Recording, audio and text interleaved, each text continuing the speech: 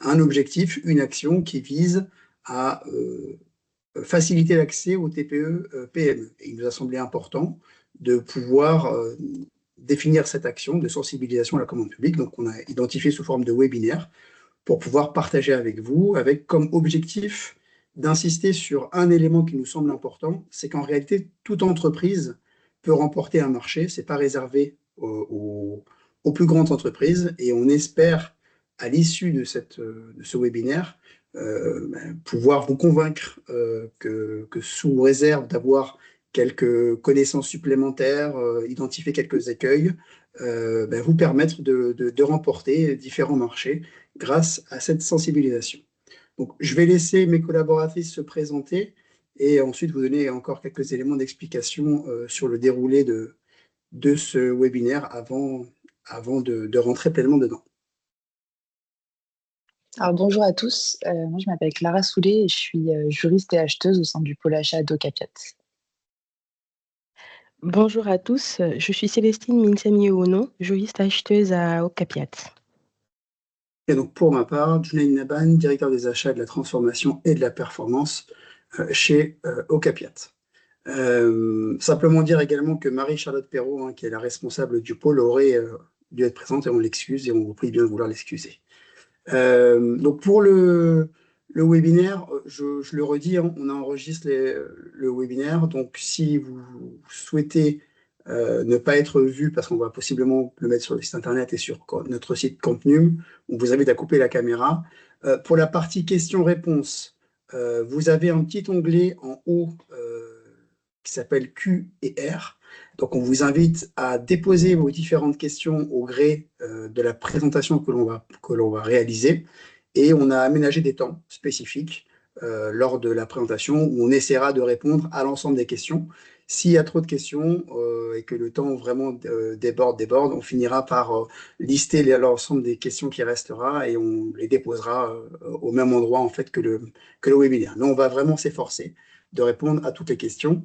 Et donc, écoutez, je vous propose à ce moment-là que l'on avance en vous présentant les différents points qui seront vus lors de cette sensibilisation à la commande publique. Donc, on a 7 points que l'on souhaite voir et enfin, vous présenter. D'abord, les grands principes de la commande publique qu'on souhaite vous rappeler. Ensuite, on insistera sur les différentes pièces qui composent un dossier de consultation des entreprises, donc le DCE. On abordera aussi quelques trucs et astuces, ou du moins des éléments aussi à faire, à ne pas faire, sur les modalités de réponse à une consultation. On fera un zoom ensuite sur les questions en phase de publication, puisque c'est un élément un petit peu spécifique et qu'il ne faut pas négliger, avant d'insister sur l'analyse des offres et sur les 2 derniers points, donc d'envisager la partie attribution provisoire, attribution définitive, et enfin l'exécution du marché.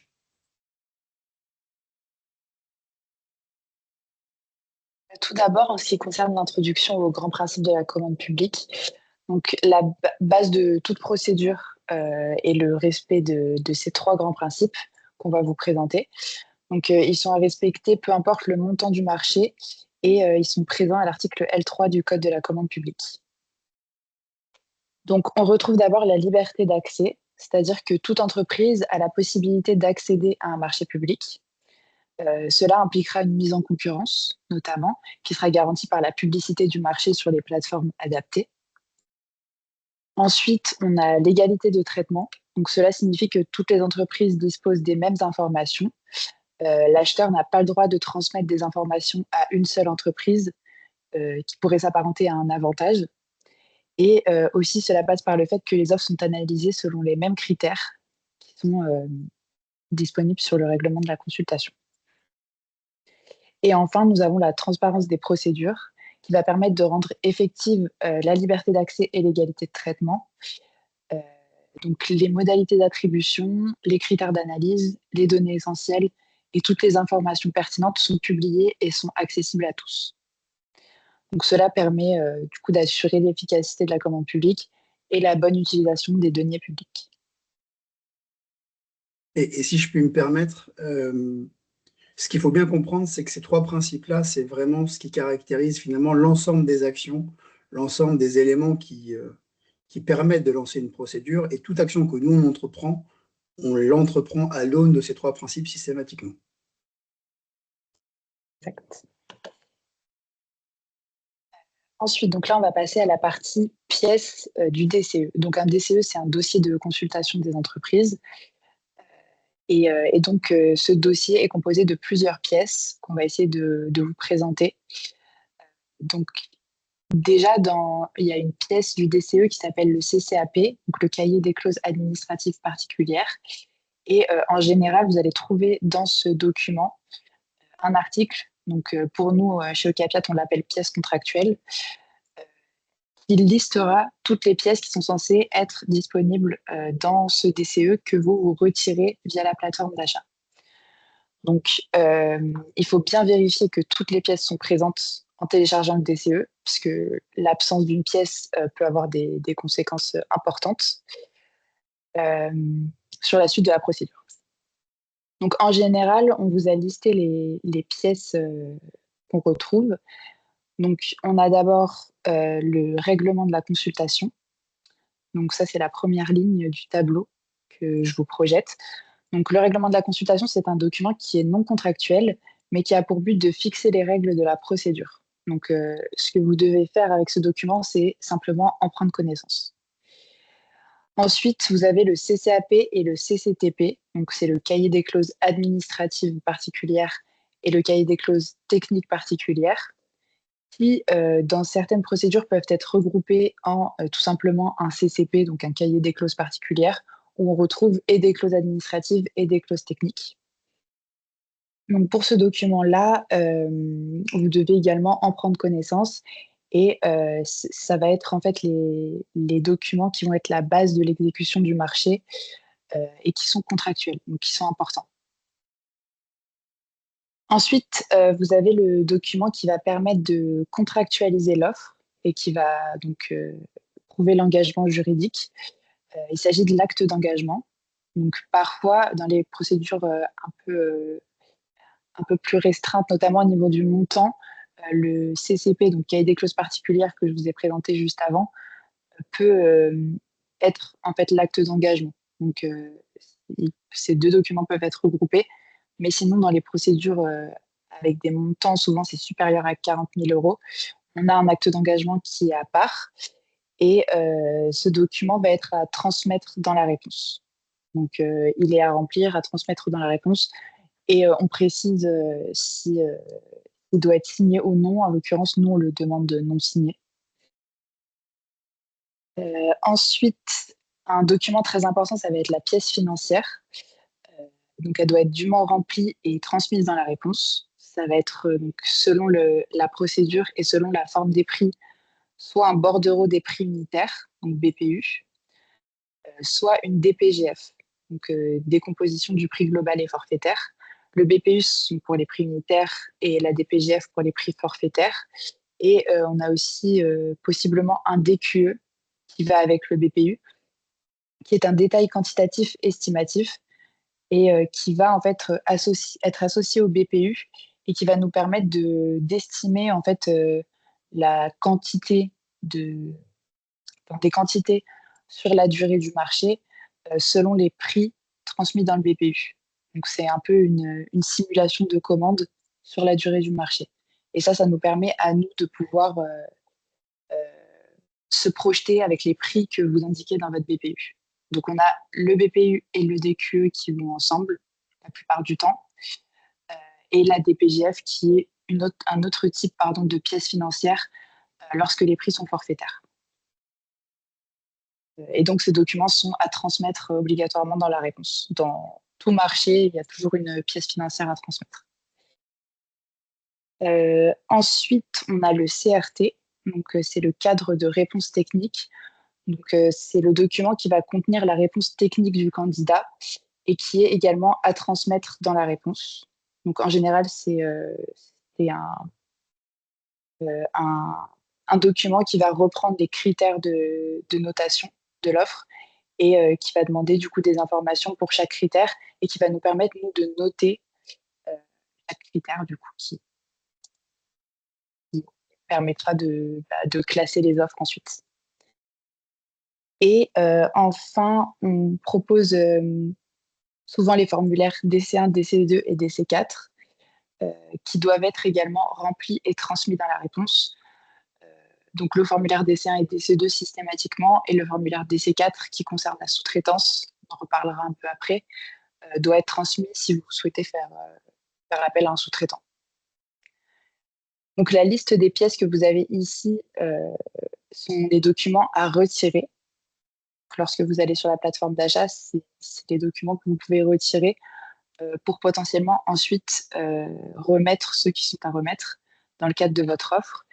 Et pour les sigles, ils seront précisés en fin de présentation parce que le support sera mis à votre disposition. Donc, vous avez les significations de chaque sigle. En synthèse, en tout cas, ce qu'il faut retenir, c'est que le règlement de la consultation, le document à la première ligne, comme le disait Clara, les règles du jeu, c'est là que vous aurez les critères, c'est là que vous aurez des précisions sur est-ce qu'il y a une négociation ou non. C'est vraiment les règles du jeu du moment où on lance le marché jusqu'à sa conclusion. Donc, vraiment être très vigilant sur ce document-là. Ils sont tous importants, hein, mais là, au moins, vous avez vraiment les règles sur comment vous allez être analysé, sélectionné, à quel moment on signe, sur quelle modalité, c'est irrégulier, ou enfin voilà, des choses importantes en tout cas qui sont précisées là-dessus. Et ensuite, les autres éléments relèvent plus de manière additionnelle sur la composition du contrat. Donc, CCAP, la partie administrative, c'est là que vous aurez en synthèse tout ce qui va être pénalité, tout ce qui va être conditions de paiement, tout ce qui va être voilà, relativement administratif, ce que l'on pourrait appeler des conditions générales de vente, en fait, classiquement. Et technique, ça va plutôt être le besoin technique quand le CTP, quand il est présent, et quand il y a ni enfin, quand il n'y a pas le CAP ou le CCTP, vous avez un seul document qui s'appelle le CCP. Et ça, voilà, en prenant bien en compte ces différents éléments-là, vous avez de quoi comprendre le besoin, comment vous allez être analysé, et ça vous permet de répondre de manière éclairée. Pour la suite, donc, toujours dans les pièces du DCE, mais là, cette fois-ci, cette slide concerne les pièces à remettre. Donc, dans le règlement de la consultation, en général, vous avez un article qui concerne le contenu du pli. Donc, c'est le contenu de votre réponse et qui liste en fait tous les documents qui doivent être dans votre offre au titre d'une part de la candidature et d'autre part de l'offre. Donc, au titre de la candidature, ça va être les formulaires DC1, DC2 et DC4 que je vous ai présentés juste avant. Et possiblement d'autres éléments demandés dans le règlement de la consultation. Donc, ça peut concerner les effectifs, ça peut concerner le chiffre d'affaires. C'est les deux éléments qu'on demande assez couramment, sachant que ces éléments peuvent aussi être indiqués dans les formulaires, notamment le formulaire DC2. Ensuite, au titre de l'offre, on demande systématiquement une pièce financière. Donc, comme je vous l'ai expliqué tout à l'heure, ça peut être un BPU, ça peut être une DPGF, selon le type de prix. Et on demande également une pièce qui va regrouper l'offre technique, donc là, à savoir le CRT, cadre de réponse technique. Et il peut également être demandé d'autres pièces, par exemple une attestation de visite si une visite du site est nécessaire selon l'objet du marché.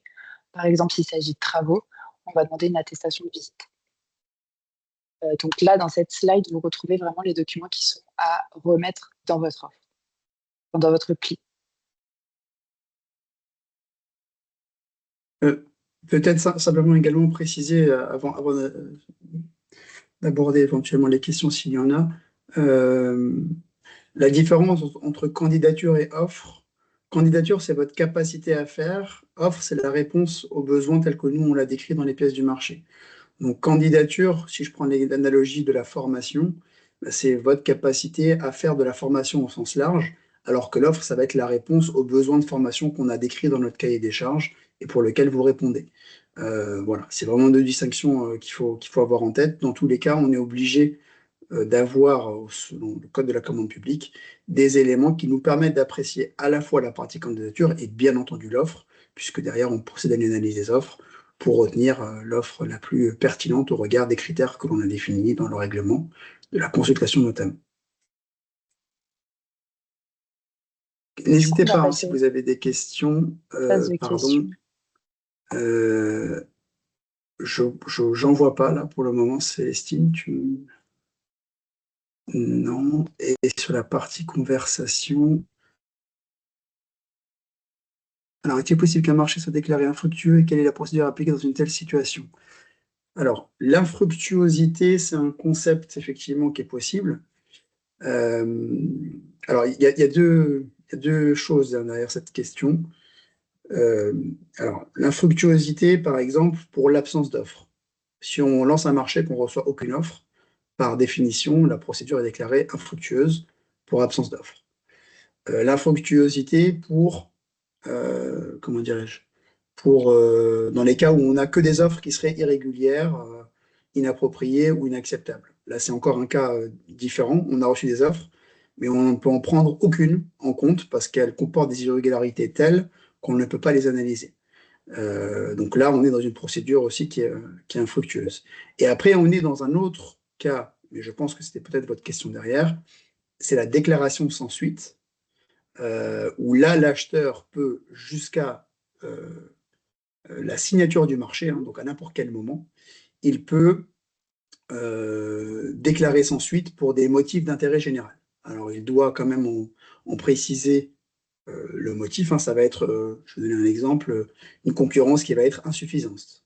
Ça va être le fait que finalement le besoin a disparu ou qu'il a bougé.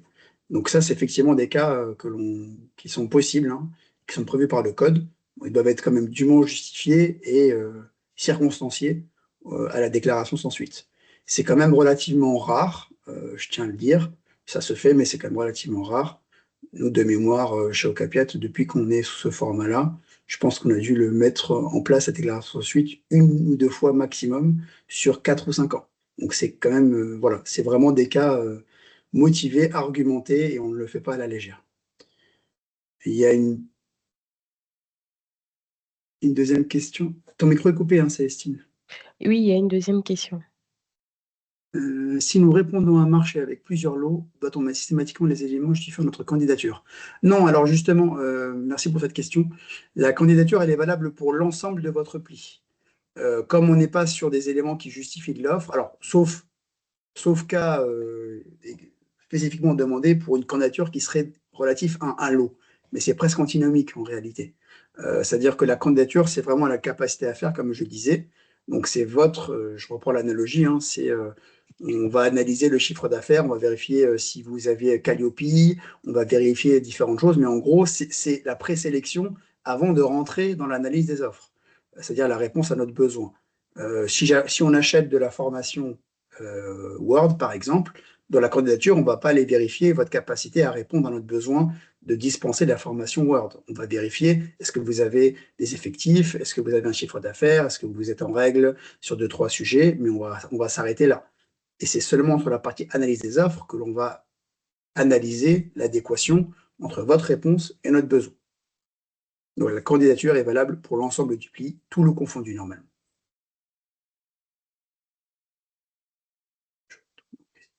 Il y en a une dans question. Il y en a une encore dans question. Donc, si nous répondons à plusieurs lots sur le même appel d'offres, systématiquement, ah bah c'est le même qui a été déposé aux deux endroits, pardon. Il y a une autre aussi. Le formalisme Europass est-il un élément de sélection dans vos offres? Alors, un élément de Jean-François sélection. Henry. Oui. Alors, c'est pas. Alors, là, ça dépend vraiment du marché, en fait. Europass, on l'a mis en place, on l'a utilisé dans nos procédures volumineuses, et c'est une exigence sur laquelle on a beaucoup insisté pour nous faciliter comment dirais-je, l'analyse des offres. Ce qu'il faut comprendre, c'est que, par exemple, sur le catalogue de formation, c'est-à-dire l'offre régionale, on a énormément de lots. Donc, par exemple, de mémoire, on avait plus de 800 lots, je crois, sur la précédente procédure que l'on a lancée en 2023. On mobilise l'ensemble des conseillers entreprises de Capiat pour faire l'analyse des offres. Et c'est vraiment, il faut l'entendre, excusez-moi de l'employer comme ça, mais c'est de l'abattage. Et donc, il y a une telle volumétrie qu'on essaye vraiment de normer au maximum les présentations pour faciliter aussi le travail des personnes qui s'en occupent. Donc, ce n'est pas un élément de sélection, mais pour autant, c'est un élément qui est extrêmement facilitant.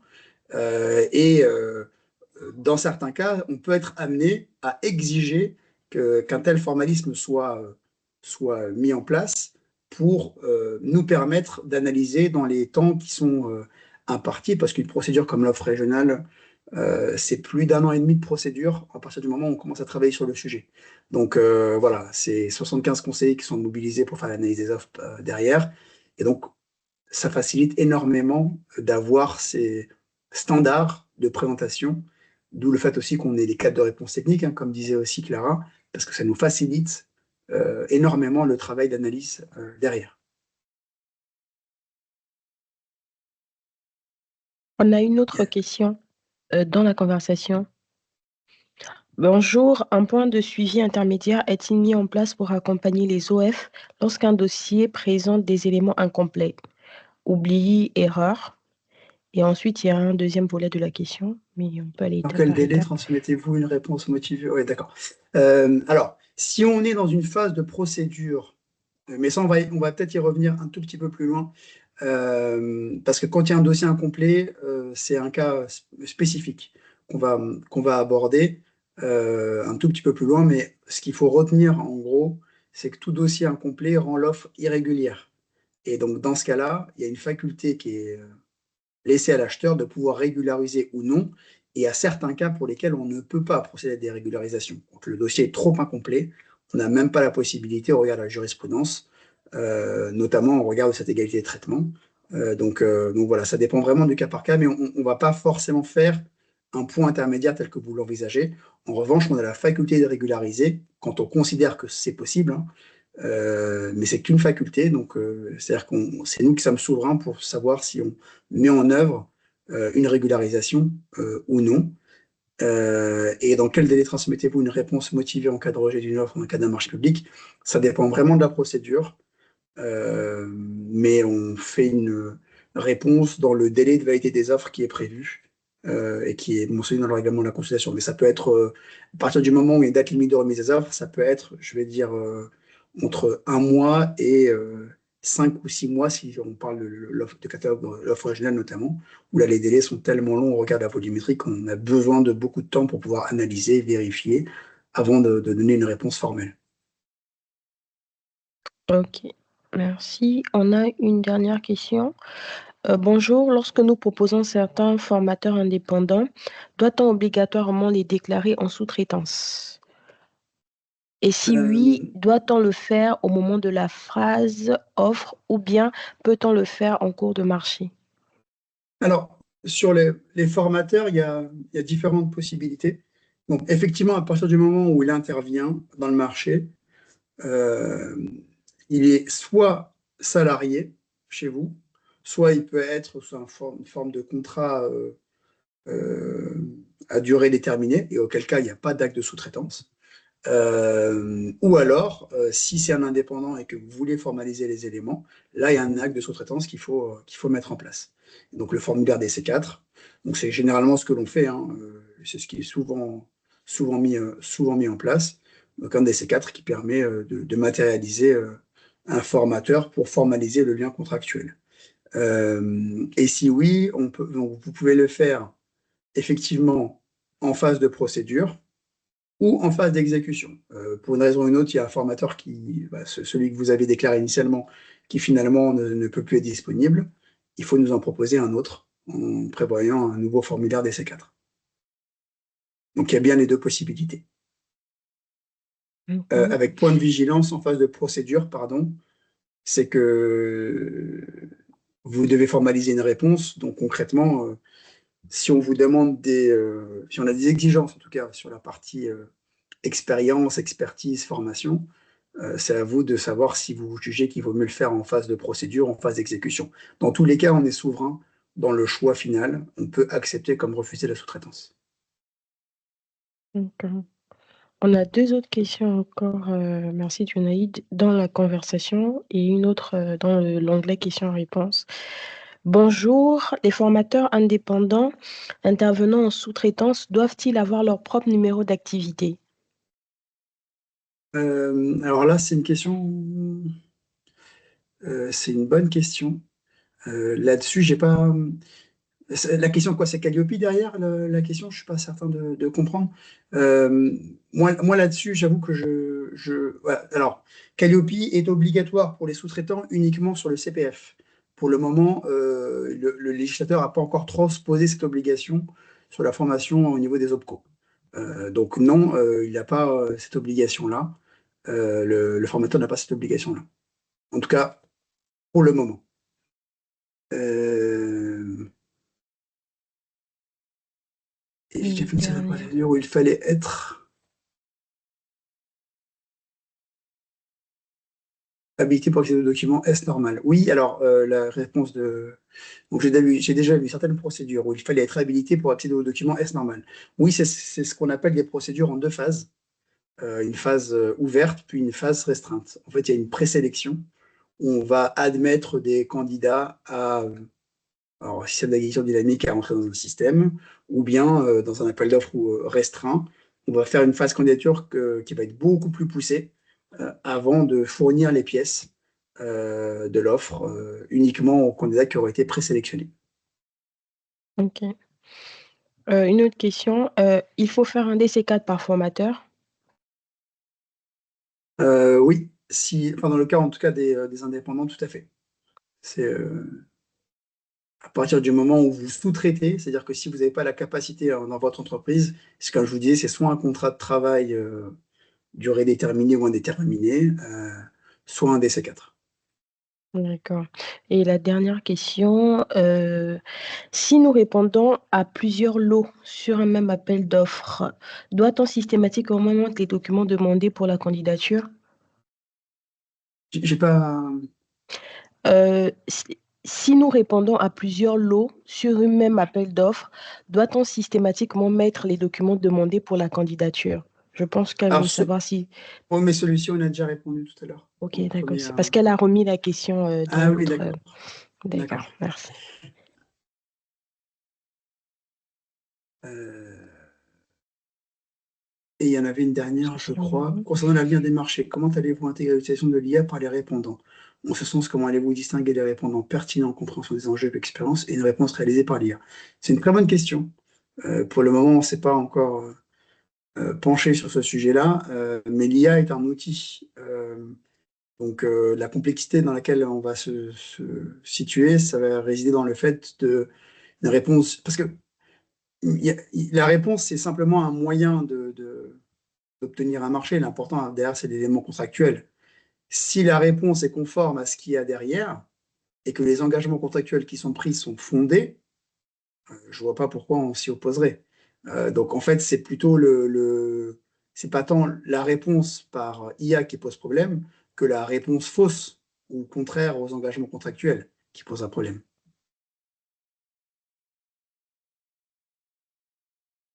Une convention formateur peut-elle se substituer au DC4? Alors là, j'aurais pas la réponse, je suis désolé. Euh, Est-ce que c'est associé au contrat de travail que j'évoquais tout à l'heure? Là, malheureusement, je pourrais pas vous répondre. Je suis pas certain de. Il faudrait que je pose la question aux spécialistes du sujet. D'accord. Et allez-vous Ah, poursuivre le système en cascade assez spécifique auquel peut être assez frustrant? Alors, le système de la cascade est un système qui est très, très, très répandu en fait dans la commande publique. Ça fait même partie, je crois, l'un des cas qui est cité par le Code de la commande publique, ou du moins par la DAGE dans sa fiche. C'est un des cas les plus souvent admis, et encore une fois, c'est pris au regard de règles qui nous sont imposées. Donc, pour le moment, tant que ces marchés-là, dans lesquels visiblement vous avez été retenu, continuent à exister, le système de la cascade perdurera. On s'interrogera pour trouver un autre mécanisme, mais je le rappelle, hein, le mécanisme d'attribution des commandes doit être pris au nom des 3 principes qu'on vous a présentés initialement.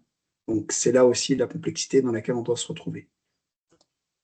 Ok. Je Question propose qu'on répondue. avance. Ah, pardon. Il en restait 2. Dans le cas de formateurs sous-traitants, le paiement est-il systématiquement fait directement par l'acheteur si le montant dépasse 600 euros? Oui, c'est un droit, effectivement, le fait de devoir, comment dirais-je, payer en tout cas le montant, avec une exception qui a été permise par le Conseil d'État et qu'on intègre dans nos différents actes de sous-traitance. Il y a des exceptions à ce cas-là, mais qui sont extrêmement limitées.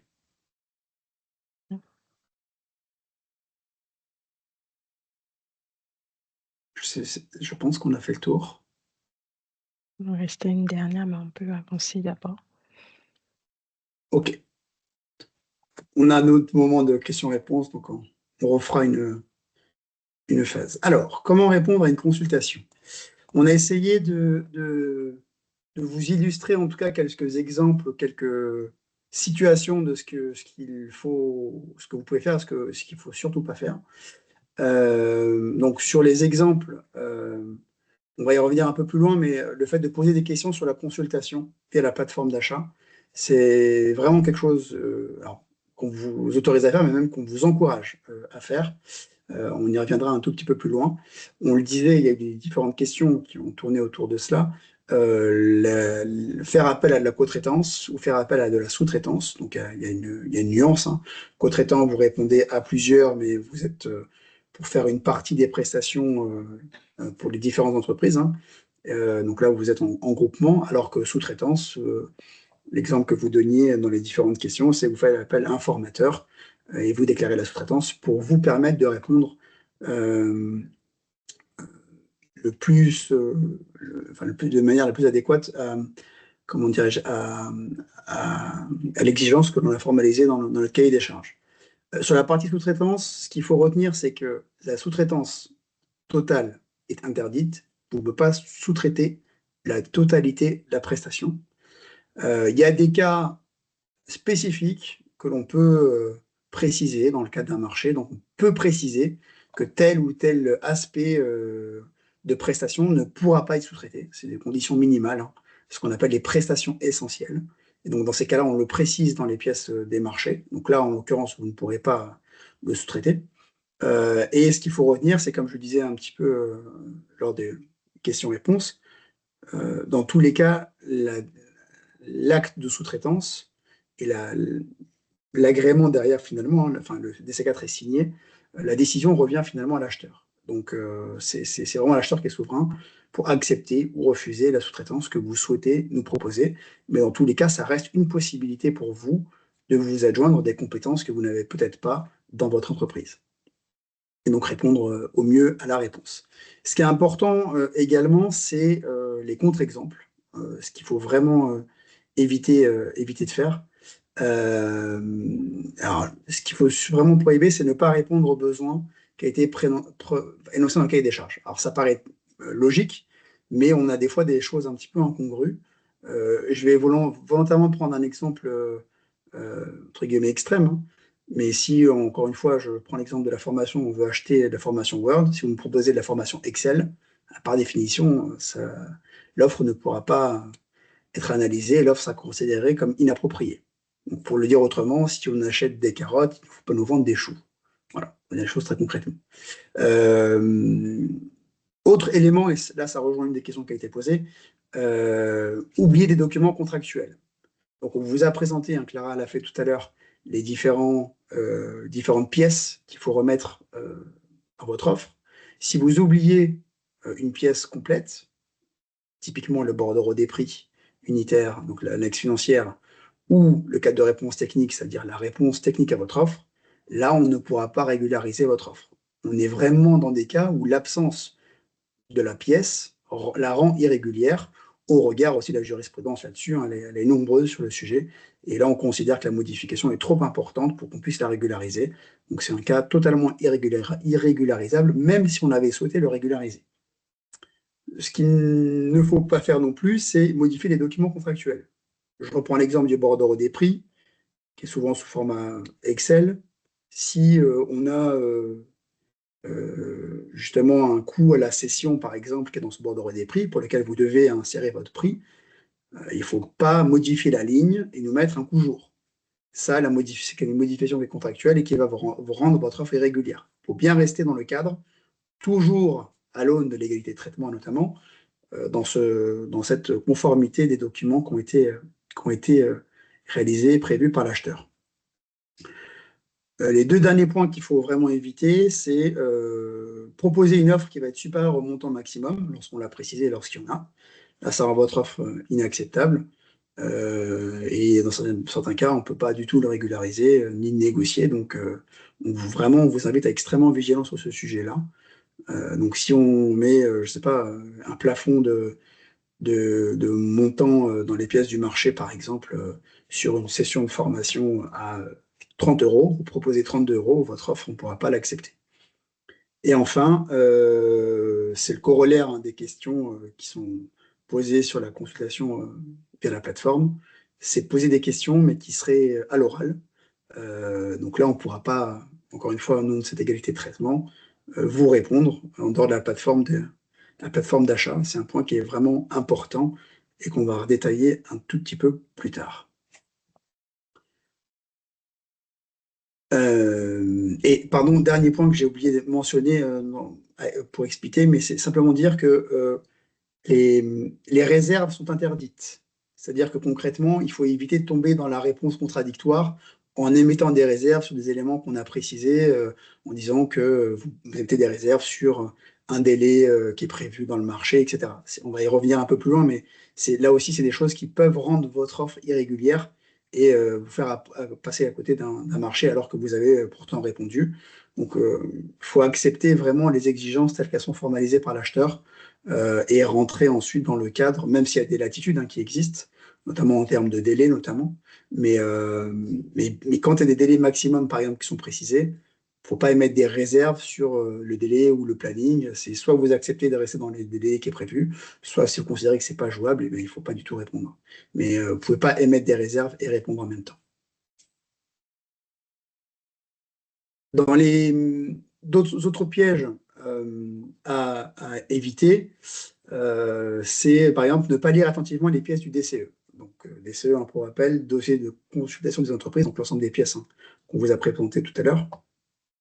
C'est extrêmement important d'en prendre connaissance parce que le diable se cache dans les détails et il peut y avoir une toute petite mention, une toute petite spécification qui va possiblement rendre votre offre irrégulière ou vous allez passer à côté d'une information importante. Il ne faut pas faire ce que l'on fait tous par ailleurs quand on valide des conditions générales d'utilisation sur une plateforme, un site internet, etc. Là, dans les marchés publics, vous répondez.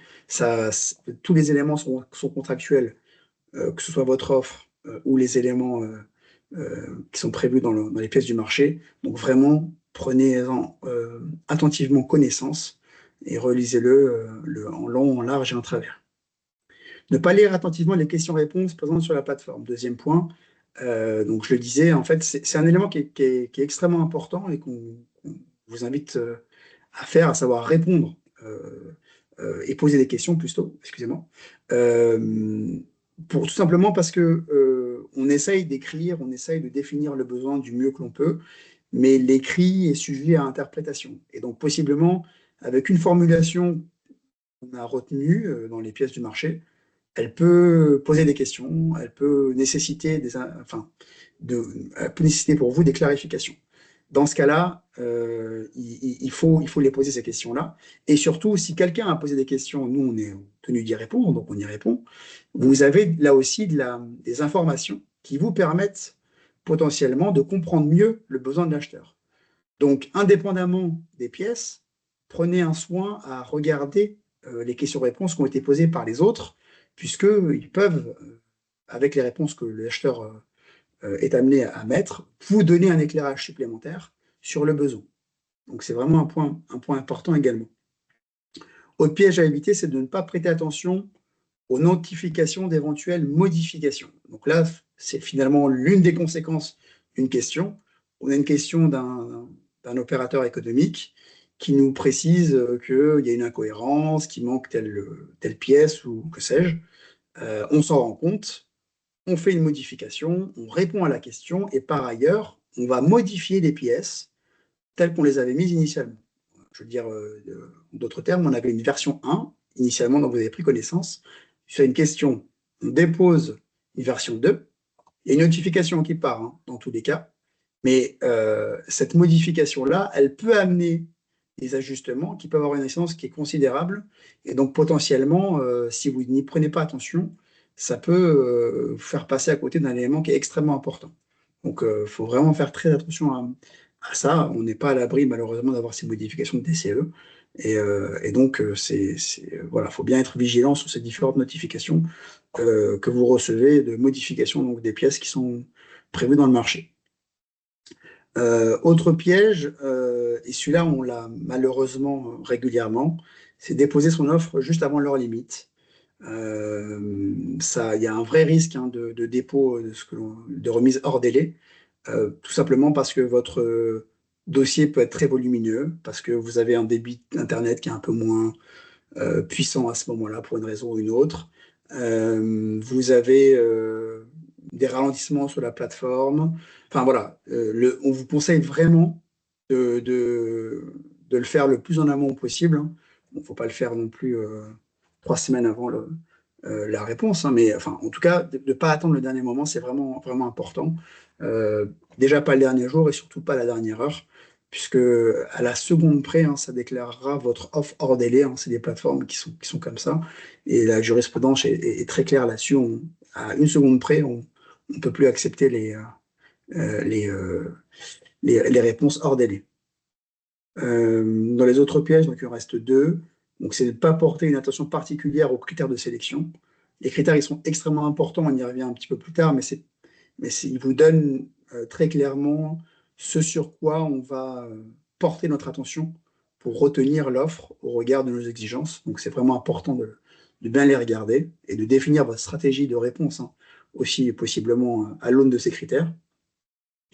Et le dernier piège à éviter, c'est négliger la présentation et penser que les choses sont implicites.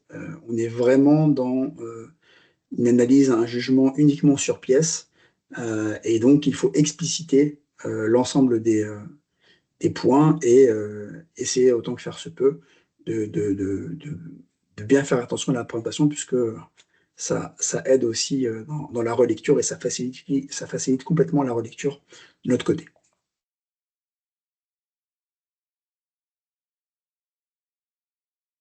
Enfin, donc un petit zoom sur qu'est-ce qui rend l'offre irrégulière. Donc, on l'a abordé un petit peu déjà à 2 reprises. Incomplétude d'un document.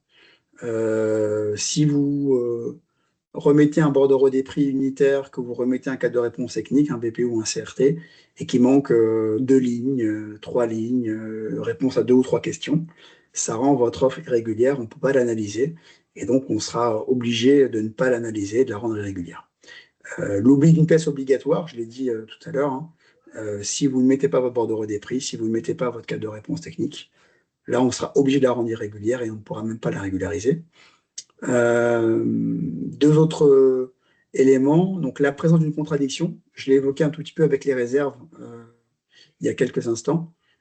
Si dans le marché, on a prévu un délai maximum, quel qu'il soit, et que vous mettez un délai qui est supérieur à ce délai-là, ça rendra votre offre irrégulière.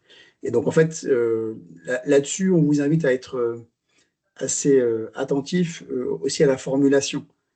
Quand vous avez des termes qui imposent des choses, le titulaire doit, etc., ce genre de choses, là, c'est une obligation. Alors, à l'inverse, si on est dans une proposition, voilà, une formulation qui est plus souple, là, vous avez la possibilité de l'ajuster. Mais faites très attention, en tout cas, à ces éléments qui sont exigés, qui sont formels dans les pièces du marché, parce que ça peut rendre malheureusement votre offre irrégulière si vous n'avez pas été suffisamment attentif. Et le dernier point, et je l'ai abordé juste avant, c'est ce dépôt hors délai qui rend par défaut votre réponse votre offre, pardon, irrégulière. Donc, je l'ai dit là encore lors d'une question-réponse, une offre irrégulière, on peut la régulariser, mais c'est une faculté. C'est pas une obligation. Et on peut être amené de temps en temps à ne pas le faire, même si on essaye au maximum de le mettre en place. Mais je vais vous donner un exemple. Si on considère que il y a énormément d'offres sur une procédure et que il n'y a pas matière à régulariser, c'est notre faculté, on a le droit de le faire et c'est possible qu'on ne le fasse pas. Il ne faut pas, en tout cas, escompter le fait que qu'il y aura toujours cette logique de rattrapage, même si chez Ocapiat, on essaye au maximum vraiment de régulariser toutes les situations que l'on peut faire.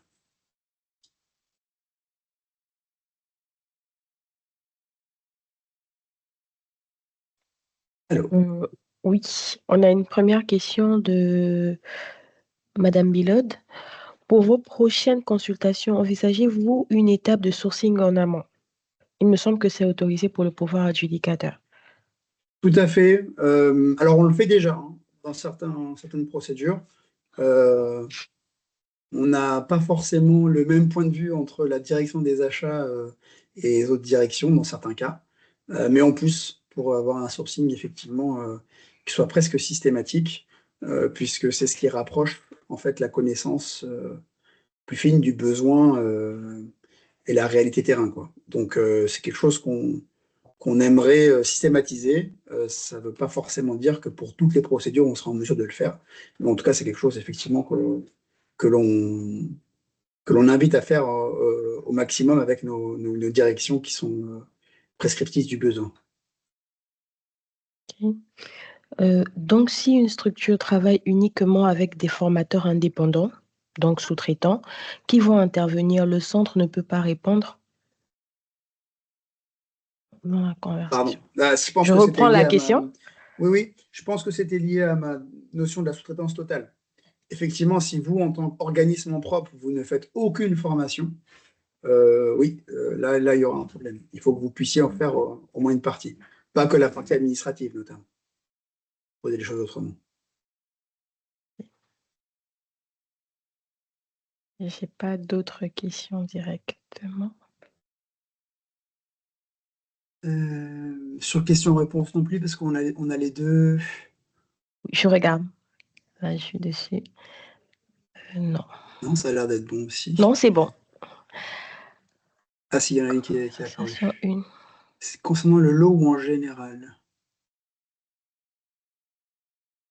Je pense que c'est lié à la précédente question, la sous-traitance, c'est ça? Donc, si structure de travail unique qui demandent des feuilles de formateurs qui vont intervenir, le sorte ne peut pas répondre. En fait, pour dire les choses, un lot va devenir un marché. Donc, même pour un lot unique, si vous sous-traitez la totalité de la prestation, ça posera problème. Donc, il faut, on va dire que euh, euh, par principe, c'est plutôt le général qui compte. Mais après, c'est quand même compliqué à dire comme ça sans cas concret, en fait. Il faudrait qu'on puisse l'analyser dans le détail. La seule mention claire qui existe, c'est que la sous-traitance totale est interdite. Donc, il faut qu'on arrive après à apprécier ce qui est total ou ce qui n'est pas total en fonction de la situation. Si nous faisons appel à 100 formateurs indépendants, nous devrons donc faire 100 DC4. Oui, sauf si, comme je disais tout à l'heure, vous avez des contrats à durée déterminée. Oui, mais sinon, oui. Et ce qui complexifie d'ailleurs le travail, alors aussi bien pour vous que pour nous, hein, mais l'analyse de ces sous-traitants, les formulaires, un DC4 est signé par vous, par votre sous-traitant et par nous. Donc, oui, c'est un peu le problème dans ce cas-là. Bon. Il y aurait d'autres questions? Non. Un moment. Si on veut répondre à une formation en vente et que les formateurs sont indépendants, mais que nous avons une équipe de formateurs en bureautique, par exemple, une formation en vente et que les formateurs sont indépendants, c'est-à-dire si vous sous-traitez totalement la prestation auprès de formateurs, on va dire qu'en théorie, vous ne pouvez pas, non. Si vous n'avez que des formateurs qui font la totalité de la prestation sur le lot, en théorie, vous ne pouvez pas. On a une question sur question-réponse. OCAPAD va-t-il enfin considérer que publier ses appels d'offres pendant la période estivale et en laissant 3 semaines de délai pour répondre, surtout lors des bugs de la plateforme marché public, est contre-productif? Alors, on est désolé de ces problématiques-là. Sur la partie temporalité, on entend hein, votre demande, on essaye à chaque fois de le décaler, mais on a souvent des contraintes qui font on arrive souvent sur la période estivale, en essayant de décaler à chaque fois en étant toujours plus tôt, hein. Mais je le redis, hein, si on fait mention, si vous faites mention à l'offre régionale notamment, ce que vous ne voyez peut-être pas forcément, c'est qu'avant la publication, on est déjà à quasiment 7-8 mois de travail. Donc on essaye à chaque fois d'anticiper encore plus pour éviter de tomber dans cette période-là. Mais il y a malheureusement des aléas qui font que des fois on soit obligé encore une fois de décaler le lancement pour des raisons X ou Y. Mais c'est pas faute d'essayer de décaler cette période estivale. Après, je vais volontairement me faire l'avocat du diable, hein. Mais il y a la période estivale, mais si on décale la procédure et qu'on tombe après sur les vacances de Noël, on me dira qu'il ne faut pas les vacances de Noël, et puis après il y a les vacances de la Toussaint. On a beaucoup de vacances. Alors, on va éviter les vacances estivales, j'entends votre remarque, et vraiment c'est notre souhait, hein, il n'y a pas de sujet. Mais quand on fait un rétro-planning, ce que l'on fait à chaque fois, il y a toujours des vacances et on a toujours des prestataires qui nous disent oui, mais moi j'étais absent, j'étais en congé. Donc voilà, on va éviter la période estivale, c'est vraiment notre souhait et je vous assure que pour l'offre régionale de 2023, on avait vraiment essayé de le modifier et pour autant, ça a pas. On avait décalé un tout petit peu, on n'était plus dans le mois d'août, mais on était quand même au début de l'été, j'en conviens. Un bon mémoire Mer- technique et une réponse complète sur tout le plaisir sur ce oui, oui, oui, je comprends. Je comprends votre, votre remarque en tout cas. Et sachez que enfin, on essaye vraiment de faire en sorte d'éviter ces situations-là. Sur l'offre originale, la prochaine, on n'est pas encore stabilisé sur le lancement d'une date à venir. Comme on vient de le dire, hein, c'est des projets qui sont colossaux, il faut l'avoir en tête. Pour nous. Quand je peux dire nous, je parle d'Ocapet au sens large. Donc, on est en train de voir à quel moment on va la planifier. On n'a pas encore arrêté de date.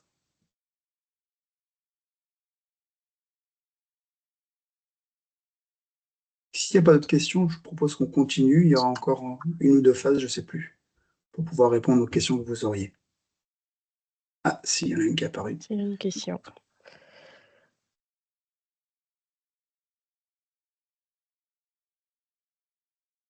Écoutez, il faut que je vérifie, hein, mais moi, je vous ai donné la, la, la, l'hypothèse de texte au sens large. Donc après, il faut qu'on creuse sur tel cas ou telle situation. Mais on va dire qu'en théorie, la sous-traitance totale est interdite. Donc après, faut qu'on analyse la situation et on apportera une réponse circonstanciée aux différents cas que l'on sera amené à rencontrer.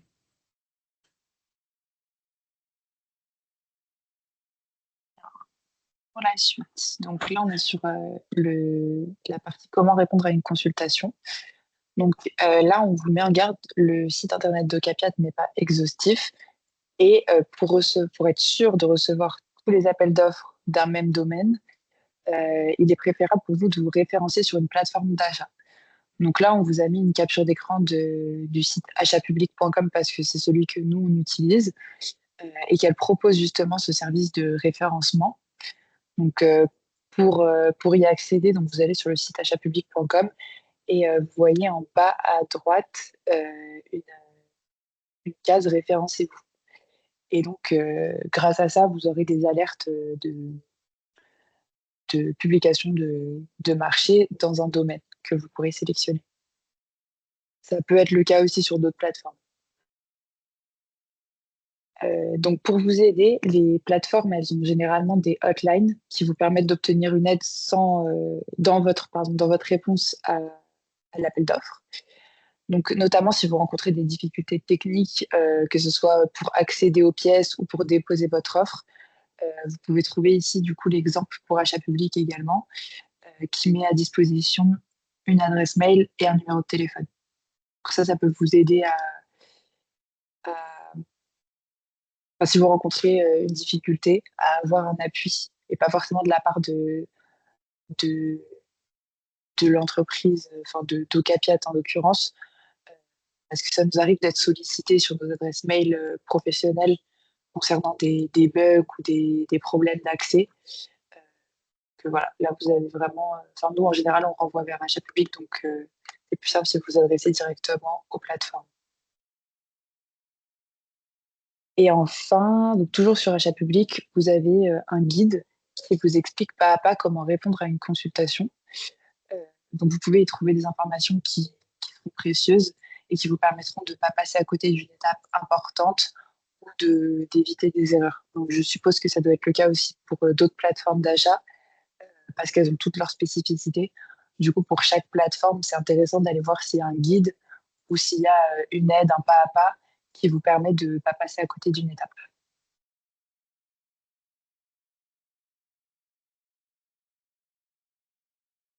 Alors, est-ce qu'il y a des questions? Peut-être avant de prendre les questions, également préciser, hein, ça a été abordé un petit peu lors de la première slide de cette séquence. Vraiment, on vous invite à vous inscrire sur achat public, notamment, en tout cas, pour répondre aux procédures de marché que nous lançons côté Ocapiat, et pas à vous focaliser uniquement sur le site Internet. On a eu à plusieurs reprises notre site Internet des bugs, en fait. Dans le lien qui a été fait avec achat public, c'est vraiment achat public qui prime, puisque c'est la plateforme de dématérialisation des marchés publics. Et c'est vraiment ce point-là, en fait, qui est le point d'entrée unique. On a eu des personnes qui sont, en fait, des entreprises qui sont passées à côté de procédures. On ne peut pas se baser, je le redis vraiment de manière assez insistante, uniquement sur le site Internet. C'est vraiment achat public avec les différents mots-clés, les différentes alertes qui comptent. Alors, pour d'autres acheteurs, il y a d'autres types de plateformes, hein. Mais c'est vraiment ces plateformes-là qu'il faut viser si vous voulez répondre à différents marchés publics. Il peut y avoir donc AWS, enfin, et Maximilien, enfin, il y en a plusieurs en tout cas, hein, des sites de plateformes qui vous permettent de vous mettre des alertes sur les différentes mots-clés par acheteur, par code CPV. C'est un vocable européen pour répondre aux différents marchés. Vous pouvez mettre tout un tas d'alertes en la matière.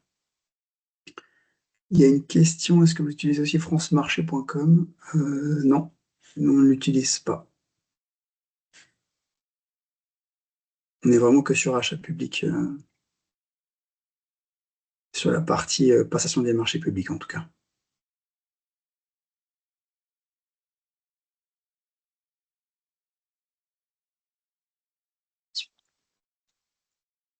Je ne sais pas s'il y a d'autres questions sur cette partie plateforme ou d'autres points, hein, bien sûr. Non, mais écoutez, à ce moment-là, je vous propose qu'on continue. Donc les questions en phase de publication, on en a parlé à plusieurs reprises déjà. Comment les poser? Donc c'est bien sur la plateforme, hein, de dématérialisation des marchés. Et uniquement par écrit, je le redis, c'est vraiment pour garantir l'égalité de traitement et d'accès aux informations, donner le même niveau d'information à l'ensemble des entreprises ayant retiré le dossier, ayant pris connaissance du dossier. C'est vraiment important. Quand est-ce que vous pouvez les poser? Donc, on met généralement une date au-delà de laquelle on n'admet plus que des questions soient posées. Alors, c'est pas parce qu'on n'a pas envie que les questions soient posées jusqu'au dernier moment, mais c'est juste que des fois, on n'a pas la réponse, nous, en interne tout de suite. on doit solliciter des retours des différents services pour pouvoir apporter la réponse. Et donc, le risque, si on ne met pas de date limite, c'est d'avoir des questions qui restent sans réponse. Et une question qui reste sans réponse, possiblement, elle peut vous impacter négativement dans la réponse que vous souhaitez apporter. Donc, c'est bien pour ça qu'on a ces délais-là. Ça nous laisse le temps, nous, en tant qu'acheteurs, de pouvoir vous donner une réponse qui soit la plus précise possible. Et surtout, ça laisse à l'ensemble des candidats potentiels le temps de prendre en compte la réponse pour pouvoir adapter aussi les éléments relevant de l'offre qui est telle qu'elle est prévue au moment du dépôt. Je vais prendre un cas aussi volontairement particulier. Admettons que vous ayez, comment dirais-je, suivi les recommandations qu'on vous a formalisées, à savoir répondre bien en amont de la date limite de remise des offres. Vous êtes à 10 jours avant la date limite de remise des offres, on a une date limite de questions qui est prévue à 6 jours. S'il y a une question qui est posée par un candidat, entre-temps, qui va venir impacter les choses de manière assez importante, au point que vous voudriez modifier votre offre, telle que vous l'avez déposée, vous pouvez tout à fait procéder à un deuxième dépôt. Et dans ce cas-là, on ne prendra que le dernier dépôt en compte. Ça aussi, c'est un élément qui est extrêmement important qu'il faut avoir en tête. Si vous faites plusieurs dépôts, en théorie, on ne prend que le dernier. C'est-à-dire que le dernier dépôt que vous faites annule et remplace les précédents. Donc, si vous avez suivi les questions-réponses, que malgré ça, enfin que vous avez fait déposer votre offre et que finalement vous voulez la changer parce qu'il y a une réponse qui a été apportée qui change la manière dont vous voyez les choses et qui va changer le chiffrage, qui va changer les délais, qui va changer tout un tas de choses, vous pouvez de nouveau le faire. Mais d'où l'importance d'ailleurs, comme je le disais, hein, de bien être attentif aux questions et aux réponses qui sont déposées sur la plateforme. En tout cas, c'est une modalité qui vous est permise de mettre en œuvre. Et donc voilà, c'est vraiment avoir ce délai raisonnable, nous, pour répondre et vous permettre d'intégrer les éléments de réponse dans votre offre. C'est vraiment pour ça qu'on a ce délai-là qui est prévu.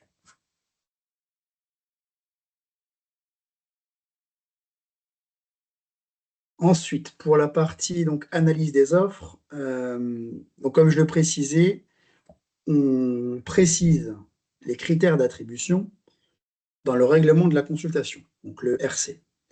On les définit et on va leur donner un poids, on va leur donner une pondération. Généralement une pondération, alors qu'il s'appelle pondération en pourcentage, une pondération aussi en nombre de points, hein, peu importe. Mais en tout cas, ça donne tout de suite un éclairage sur l'ordre des priorités qui est attendu donc par l'acheteur au moment de son analyse des offres. On nous a donné un exemple, en tout cas, qui est affiché là. Et on peut avoir, par exemple, un critère qui est la valeur technique qui est pondérée à 50%, un critère prix qui est pondéré à 40%, et un critère qui va être considération sociale et environnementale qui est pondéré à 10%. Le tout faisant, bien entendu, 100% en pourcentage. Hein. On arrive toujours à cette somme de 100%. Ce qu'il faut savoir, c'est que chaque critère donne lieu à une analyse des offres et à une note. Et qu'à la fin, on fait une note pondérée, c'est-à-dire une note qui tient compte, enfin, on fait la moyenne en fait, des notes avec l'application de la pondération pour établir un classement et retenir les offres ou l'offre, quand c'est un marché qui est mono-attributaire, qui est arrivé premier à l'issue du classement avec application de la note pondérée. Les critères, on vous en a donné quelques-uns, mais il y en existe beaucoup plus possiblement. Et dans tous les cas, les principaux, voilà, ça va être le prix à valeur technique. Et ce qu'il faut retenir également, c'est qu'on peut avoir des critères, on peut aussi avoir des sous-critères, et on peut avoir également des sous-critères, même si c'est plus rare. Et dans tous les cas, si on les hiérarchise, si on les pondère, très concrètement, si on veut leur donner une importance différente, on est obligé, de définir notre pondération, de définir notre hiérarchisation, et donc de bien l'afficher. Donc c'est vraiment un élément qui est extrêmement important, puisque c'est ce qui vous permet de voir, là encore, les principaux points. Pour répondre à l'exemple des sous-critères, Donc, dans l'exemple qui est affiché en valeur technique, on pourrait imaginer que dans valeur technique, il pourrait y avoir 2 ou 3 sous-critères à l'intérieur de ce critère-là. Donc le critère valeur technique serait décliné en 3 sous-critères. Il y aurait, par exemple, moyen humain, organisation proposée et délai, par exemple. Et là, on redéfinirait une pondération si on voulait les hiérarchiser. C'est quelque chose qui est tout à fait possible et que l'on fait généralement d'ailleurs assez souvent. Euh, voilà pour la partie critères.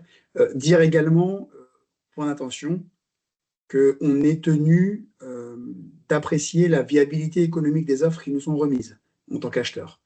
Donc concrètement, on analyse vos offres d'un point de vue financier, et si on juge qu'elles sont trop basses, c'est ce qu'on appelle dans la commande publique une offre anormalement basse, on va vous demander des précisions, des justifications pour nous prouver que votre offre est viable économiquement. Donc c'est une phase contradictoire, hein. On vous pose une question, vous nous répondez. Si on n'a toujours pas compris, qu'on a encore des doutes, on vous repose des questions jusqu'à qu'on soit certain de considérer que votre offre est viable. Si on a vraiment des doutes, on est en capacité de rejeter votre offre euh, si les justifications ne sont pas jugées cohérentes oui, ou viables.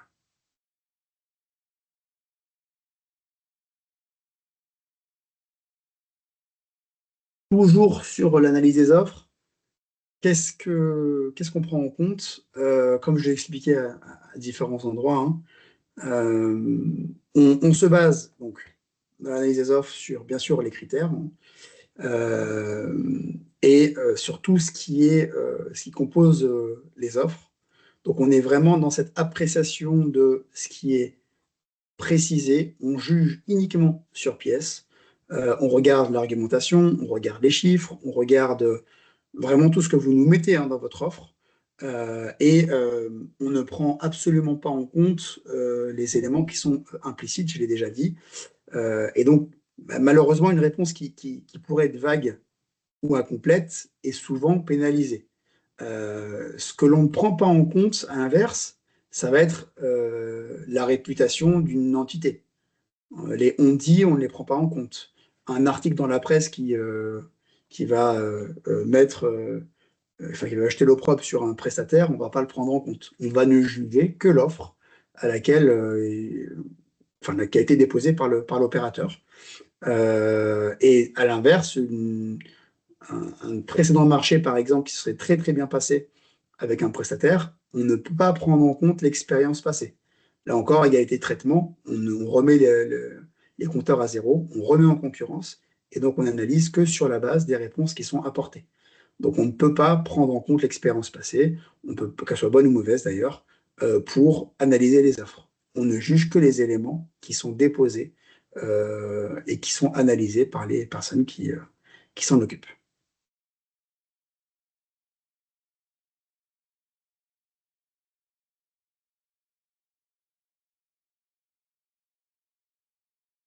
C'est ce qui concerne l'attribution du marché. Donc, il faut savoir qu'il y a une différence entre l'attribution provisoire et l'attribution définitive d'un marché. Donc, l'attribution provisoire, ça va signifier que vous avez obtenu la note la plus élevée suite à l'analyse des offres et que nous souhaitons du coup contractualiser avec vous suite à un avis positif de notre commission interne des marchés. Que chaque marché euh, passe en commission interne des marchés, c'est comme ça qu'on l'appelle chez Ocapiat. Et les membres de cette commission vont donner un avis. Euh, et lorsque l'avis est favorable suite à ça, et que du coup la note vous classe en première position, là on va parler d'attribution provisoire. C'est-à-dire qu'on va vous demander de nous transmettre des documents et l'acte d'engagement qui vont nous permettre de vérifier que tout est en règle, notamment en ce qui concerne les attestations fiscales, sociales, les assurances, et il me semble que c'est tout. Et donc, une fois qu'on aura vérifié tout ça, on va passer à l'attribution définitive, c'est-à-dire que enfin, quand on parle d'attribution définitive, ça veut dire que tous vos justificatifs sont à jour, vos assurances sont à jour, et que l'acte d'engagement a été signé par les deux parties, donc par et par la suite, et que l'acte d'engagement a été notifié, signé par les deux parties via la plateforme d'achat. Et donc là, on parle d'attribution définitive et le marché peut officiellement commencer à être exécuté. Pardon, Donc juste là, quelques oui, éléments de précision, Clara, si tu peux revenir sur ouais, la slide précédente. Donc, les justificatifs, attestation fiscale, sociale, assurance, c'est vraiment un point qui est extrêmement important et qui, encore une fois, c'est une obligation, hein. Dans le sens où on ne peut pas attribuer un marché à un organisme qui ne serait pas à jour de ses cotisations fiscales ou sociales, notamment. Et donc, dans ces cas-là, pareil, le code nous oblige à ne vérifier à cette conformité qu'au stade de l'attribution. Donc, concrètement, si à ce moment-là, l'entreprise n'est pas à jour, eh ben, son offre est finalement rejetée et on passe au candidat suivant dans le classement qui était prévu. Donc, c'est vraiment un élément qui est extrêmement important. Et ce n'est qu'après vérification de cette attestation fiscale, sociale, assurance, etc., comme le disait Clara, que l'on met en signature le contrat. Et une fois qu'il est signé par les deux parties, on l'adresse via la plateforme et c'est l'accusé réception de la plateforme qui vaut notification du contrat. C'est vraiment des éléments qui sont assez fastidieux, mais ce n'est qu'à la notification de l'acte d'engagement, c'est-à-dire au moment où vous cliquez sur le lien pour télécharger le contrat signé via achat public en l'occurrence, il y a notification du contrat au sens de la commande publique. Donc c'est des éléments sur lesquels on insiste beaucoup parce que très clairement c'est des choses temps en temps peuvent poser difficulté. On peut avoir des difficultés à rassembler les justificatifs. On met 5 ou 10 jours généralement et au-delà duquel on se réserve le droit de rejeter, hein. Mais parce qu'il faut bien comprendre que derrière, ça nous empêche d'exécuter le marché si on n'a pas vérifié et si on n'a pas procédé à la signature. Donc voilà, c'est des éléments qui sont importants et tant que c'est pas validé, c'est pour ça qu'on parle de provisoire. Alors, c'est pas forcément un jargon que vous entendrez partout, hein, mais en tout cas, chez Ocapet, c'est comme ça qu'on l'emploie. Elle est provisoire puisque tant qu'elle n'est pas validée conforme, entre guillemets, on ne peut pas la considérer comme définitive.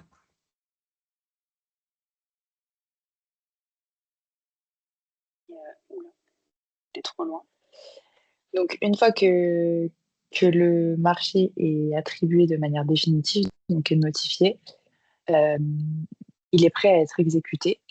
Et donc, l'exécution, elle se fera dans le respect des pièces qui ont été transmises dans le DCE, donc à savoir le CCAP et le CCTP, et aussi des documents que vous avez remis dans le cadre de votre offre. Donc, à savoir, par exemple, ça peut être les délais d'exécution, les moyens humains qui sont alloués à l'exécution du marché, ou encore les prix. Tout ça, ça devient contractuel et l'exécution doit respecter tous ces éléments sous peine d'application de pénalités, voire de résiliation du marché si vraiment ce n'est pas respecté. Donc, suite à l'attribution, la première chose qui est faite, c'est une réunion de lancement. Donc, elle est obligatoire pour débuter l'exécution. Euh, Elle est organisée par Ocapiat et elle va permettre de cadrer le début d'exécution du marché et de répondre à vos éventuelles questions, qu'elles soient administratives ou techniques. En général, lors de cette réunion, il y a une personne côté achat qui est présente, une ou plusieurs, et une personne aussi de la direction métier qui est concernée par le marché. Donc, si par exemple c'est un marché de travaux, ça va être notre direction des services généraux.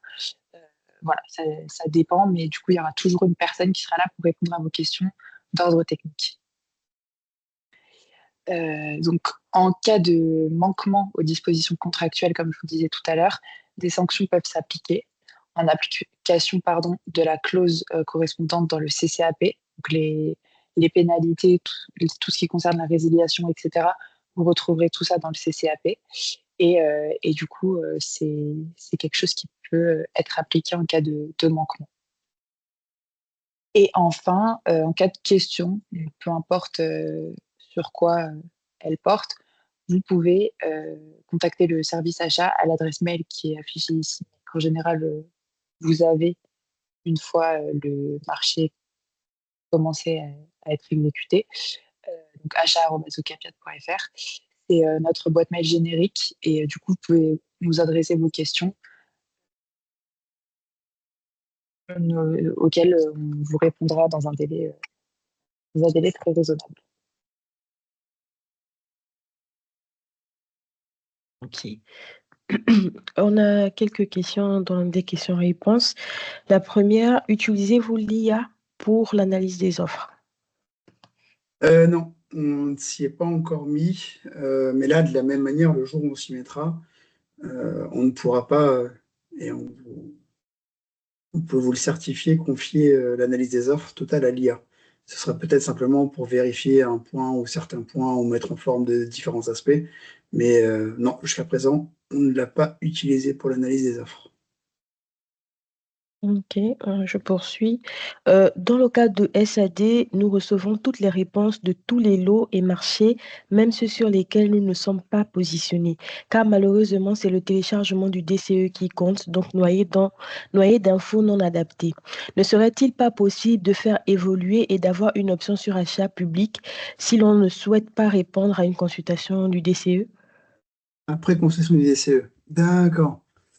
Euh, donc là, si je comprends bien, c'est que pour une catégorie, vous recevez une invitation à répondre et pour autant vous recevez des alertes même si vous ne souhaitez. Oui, ok, ça y est, je comprends.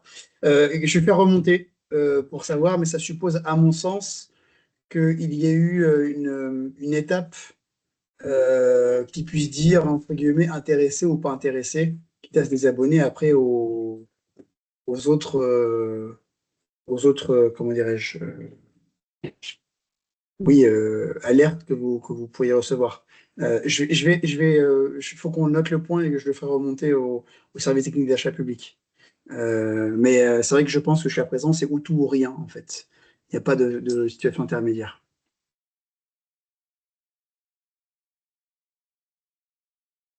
Je vois au-dessus, est-ce On que a une vous... autre question. Oui. Est-ce que vous continuez à utiliser e-attestation? Oui, tout à fait. On le fait parce que ça simplifie justement ce travail de vérification des pièces, attestation fiscale et sociale, notamment assurance, etc. Et ça permet en fait pour les répondants d'avoir aussi en théorie une plus grande facilité dans le sens où tous les acheteurs qui utilisent e-attestation, c'est plus simple pour les entreprises puisque dès lors qu'un dossier est à jour pour une procédure, il est quasiment automatiquement, alors avec quelques ajustements en fonction des pièces, hein, euh, mais, euh, mais il est à jour ensuite sur l'ensemble des autres acheteurs. OK. Une autre question, mais je pense que c'est par rapport à ce que tu disais, tout à l'heure. Le critère RSE n'est pas prévu? Alors, dans l'exemple que j'ai donné, c'était le terme considération sociale et environnementale. C'est ça le critère RSE, en l'occurrence. Comme je disais, hein, ce webinaire tel qu'on vous le présente là, il est issu de notre schéma de promotion des actions socialement et écologiquement responsables. Il y a d'autres objectifs dans ce Spazer et donc on a effectivement à chaque fois le fait d'intégrer des critères sociaux, environnementaux, les différents points notamment. Et donc on a bien quasi systématiquement, non, systématiquement, pardon, un critère en lien avec des considérations environnementales et ou sociétales. OK, merci. Concernant les formateurs, si nous travaillons avec de nouveaux formateurs qui n'étaient pas indiqués lors du dépôt de l'AO, de l'appel d'offres, doit-on faire un DC4 a posteriori? Oui, tout à fait. Là, on est vraiment dans la situation qui était évoquée, enfin, la question qui était évoquée, savoir comment dirais-je, on répond au moment ou après. Vous avez possiblement les deux. Et donc, dès lors que vous avez besoin de mettre à jour parce que vous avez un nouveau formateur, parce que l'ancien n'est plus là. Enfin, il faut refaire effectivement une déclaration de sous-traitance en cours d'exécution avec les informations qui sont importantes. Et il y a la dernière question avec un lien pour la sous-traitance. Oui, Faut bah, ouvrir. c'est bien ce que je vous disais. La sous-traitance totale est interdite sur le lien que je viens d'ouvrir. Et ça fait écho Mhm. au code de la commande publique, hein. C'est quel article? L2193-2 du code.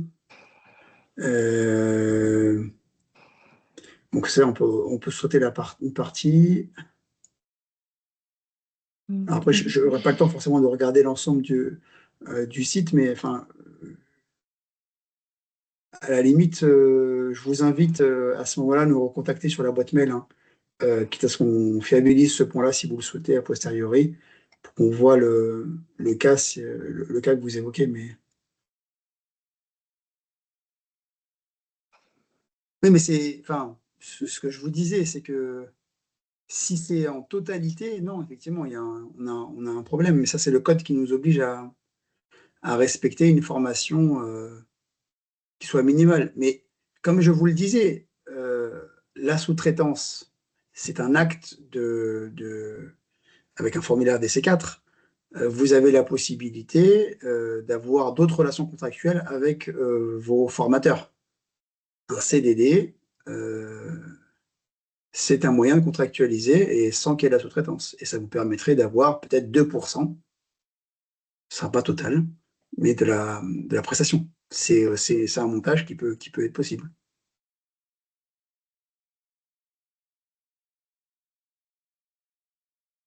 C'est bon. Mais après, nous, on est tenu quand même de vérifier ces aspects-là. Donc, c'est pour ça que je vous parlais de principe, pour le coup. Hein, c'est clairement évoqué aussi bien dans le code de la commande publique que dans les sites, hein, donc, du service public, comme vous nous invitez à le regarder.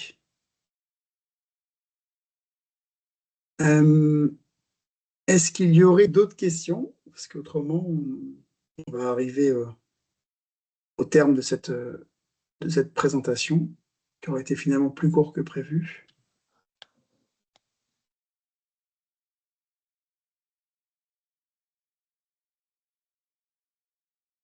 Écoutez, s'il n'y a pas d'autres questions... Ah, si, il y en a une. Il y a une question. Si la partie gestion administrative est gérée par l'organisme de formation et que seule l'animation des formations est faite par les formateurs indépendants, dans ce cas, pour moi, ce n'est pas de la sous-traitance totale. Bah, C'est une question. il faut qu'on regarde, c'est possible. Je ne peux pas vous dire à 100% oui ou non. Il faut qu'on analyse ce point-là. Peut-être que ça suffit, peut-être que ça suffit pas. J'avoue que là, comme ça, spontanément, je ne peux pas vous répondre.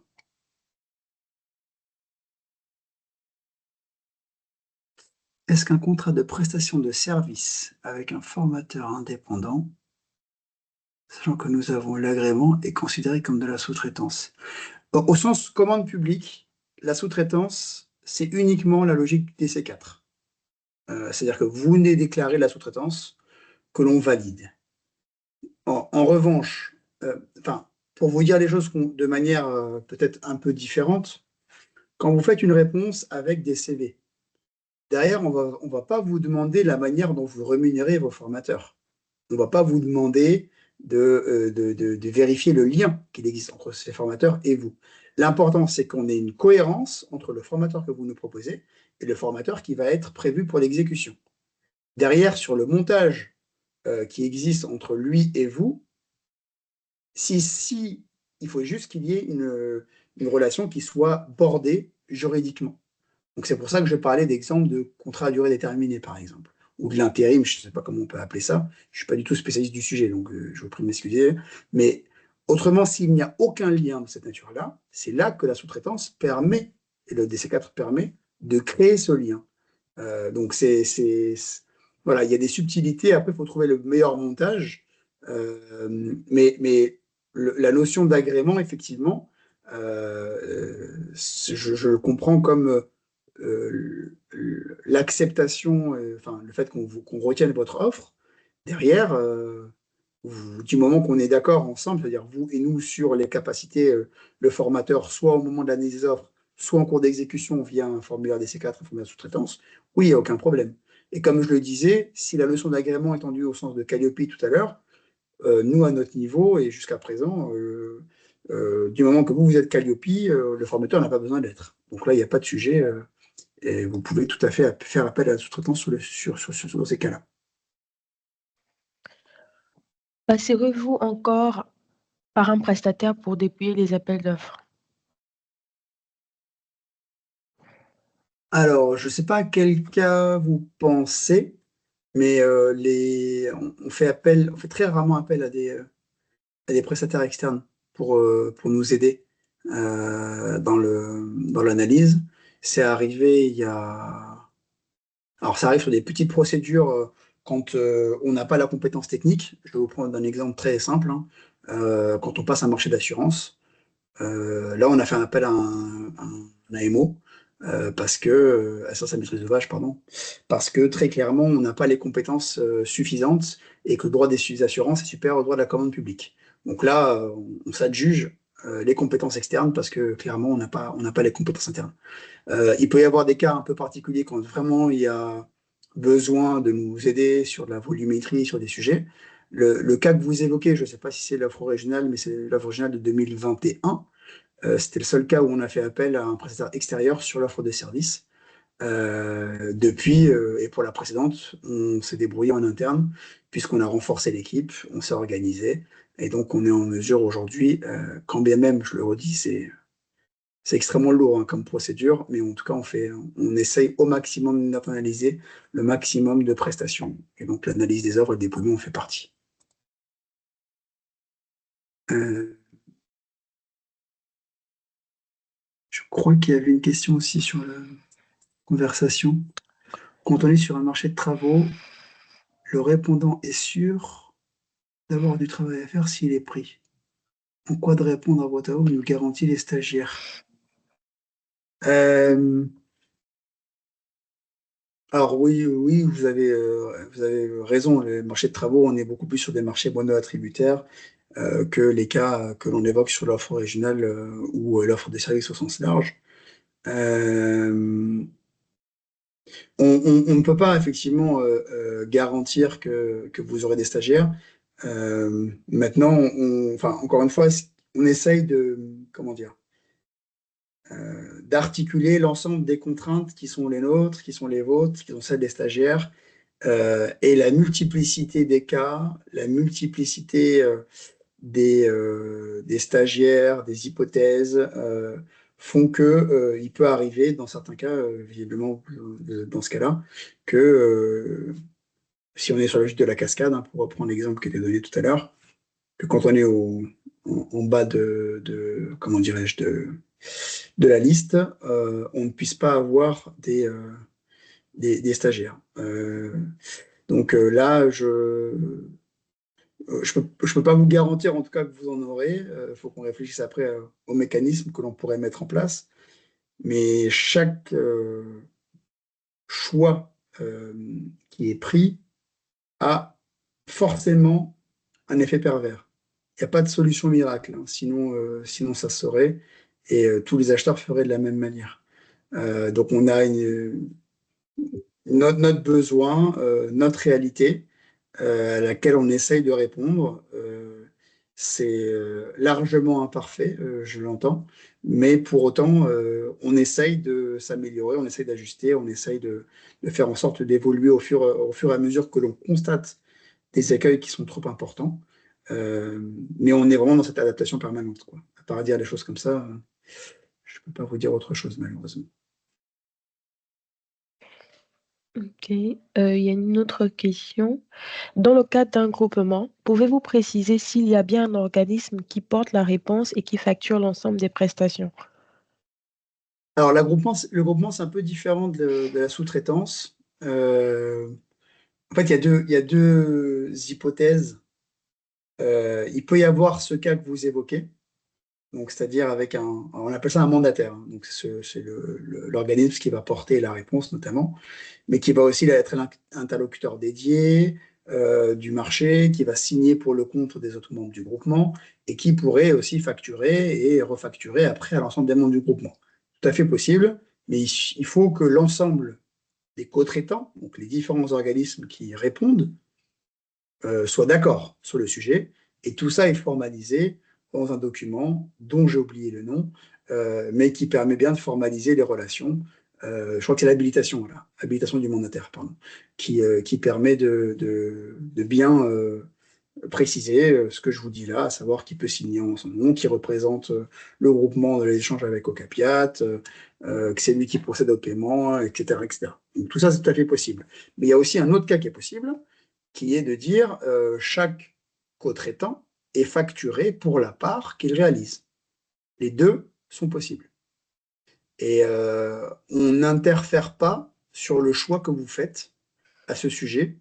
La seule chose qu'on peut essayer d'inciter, mais on ne l'impose pas, c'est plutôt le fait que le groupement soit solidaire, c'est-à-dire qu'on fasse en sorte que s'il y a, pour une raison ou une autre, une défaillance des membres du groupement, que les autres puissent prendre le relais sur les prestations.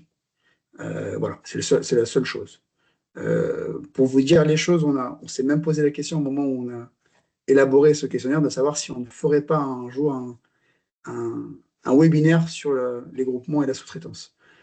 Parce qu'on pense qu'il y a matière à. Après, on va voir, on verra pour l'année prochaine et les autres années, mais en tout cas, ça peut être une piste.